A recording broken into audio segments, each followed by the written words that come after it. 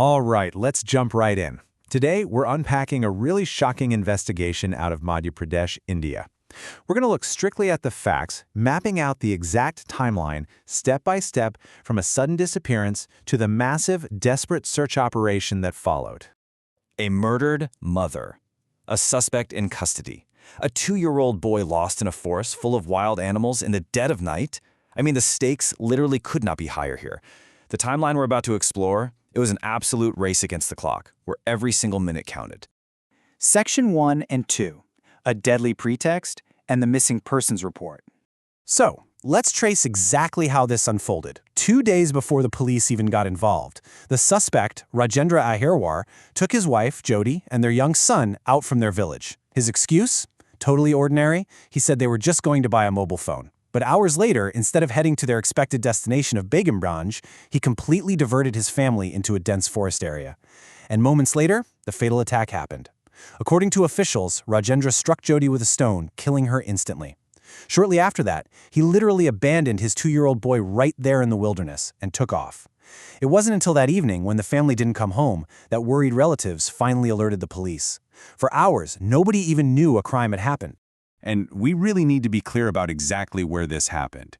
The setting here is the incredibly dense, secluded forests stretching across the Raisen and Vidisha districts. Guys, this isn't a local park. This is deep wilderness.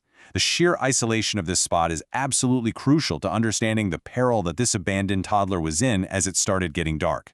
Section 3, confession and the motive.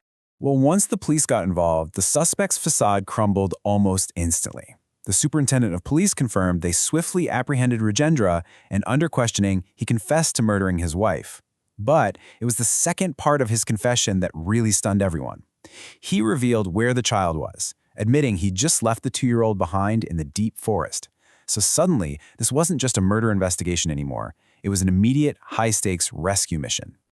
As for why he did it, the suspect stated his actions were driven by suspicion of his wife's character.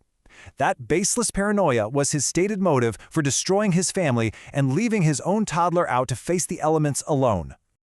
Section 4, the 10-hour night search. The police response here was immediate and massive. To put this into perspective, forces from 12, yes, 12, entirely separate police stations were mobilized instantly. They knew the severe threat to the child's life, and they needed maximum manpower right then and there to cover this vast, unforgiving search grid. And honestly, they needed every single person out there because this search dragged on for 10 agonizing hours. Just imagine that for a second. Being out in unfamiliar wilderness, in pitch blackness, for 10 hours straight, knowing a 2-year-old's life completely depends on you finding them before the environment does. Because the environmental factors they were up against were just brutal. First off, the late hour meant absolute zero visibility. Then, the dense forest meant incredibly difficult, uneven terrain that severely slowed the searchers down. And finally, the scariest variable of all, wild animals. The authorities explicitly pointed this out as an immediate physical danger. A 2-year-old all alone in the dark is completely defenseless against local predators. To fight these extreme conditions, the police literally threw every tactical tool they had at it. They gave the teams high-powered torches to cut through the dark. They deployed drones to get an aerial view of the canopy, just hoping to spot a heat signature. And they even brought in specialized dog squads to track the boy's scent through the thick underbrush. The whole night was just a relentless, high-tech sweep of the woods. Section 5, a miracle at dawn.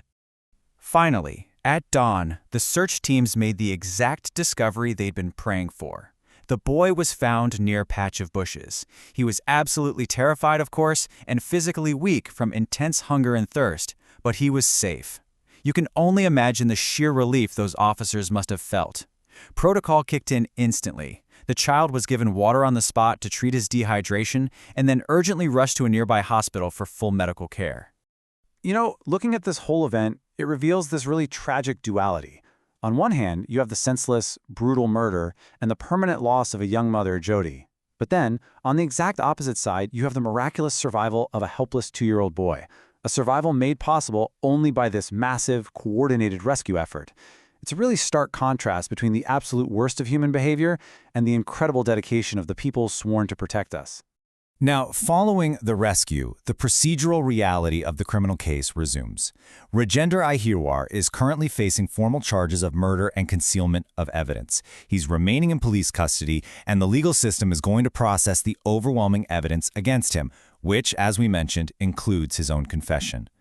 So, as we wrap up this explainer, I want to leave you with this to think about. What are the devastating, irreversible ripple effects of baseless suspicion on an innocent family?